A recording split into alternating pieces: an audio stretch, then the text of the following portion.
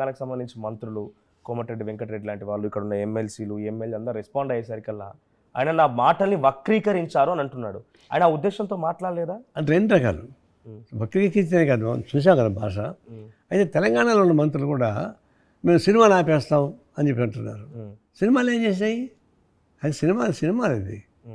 పవన్ కళ్యాణ్ మీద కోపం అంటే పవన్ కళ్యాణ్ మీద తీర్చుకోవాలి తప్పితే, అతను ప్రశ్నించుకోవాలి తప్పితే, రాజకీయ క్వశ్చన్ చేయాలి. కానీ సినిమాలు ఆపేస్తా అంటే ఎట్లా అవుతుంది?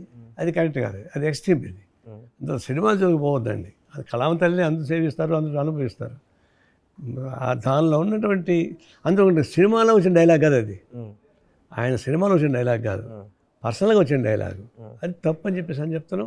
ఆయన క్షమాపణ చెప్పాలి, లేకపోతే ఉప ముఖ్యమంత్రిగా రాజీనామా చేయాలి. అదే మాట. దాంట్లో తప్పేం లేదు, నా భాషని వక్రీకరించారనేటువంటి పదాన్ని ఆయన ఒక అఫీషియల్ లెటర్ ప్యాడ్ నుంచి ఒక స్టేట్మెంట్ వచ్చింది. ఆయనే సంతకం పెట్టలేదు, ఆయన వాయిస్ ఇవ్వలేదు. ఆయన వాయిస్ ఇస్తే తప్ప వ్యాలిడ్ కాదు అది. ఇప్పుడు ఆయన వాయిస్ ఇస్తేనే వ్యాలిడ్ అవుతుంది, లేకపోతే రగులుతూనే ఉంటుంది. ఎందుకంటే ఇప్పుడు తెలంగాణలో ఏమవుతుందంటే ఈ సెంటిమెంట్స్ ఆంధ్రాకి వ్యతిరేకంగా సెంటిమెంట్స్తో వచ్చేటువంటి తెలంగాణ కాదు. ఇప్పుడు దాన్ని కొంతమంది రెచ్చగొడుతుంటారు, ఇదే ఛాన్స్ దొరికిందని చెప్పేసి రెచ్చగొడుతుంటారు. పొలిటికల్ అన్ఎంప్లాయీస్ చాలామంది ఉన్నారు, అన్ఎంప్లాయీస్కి పని లేదు, వాళ్ళు రెచ్చగొడుతుంటారు.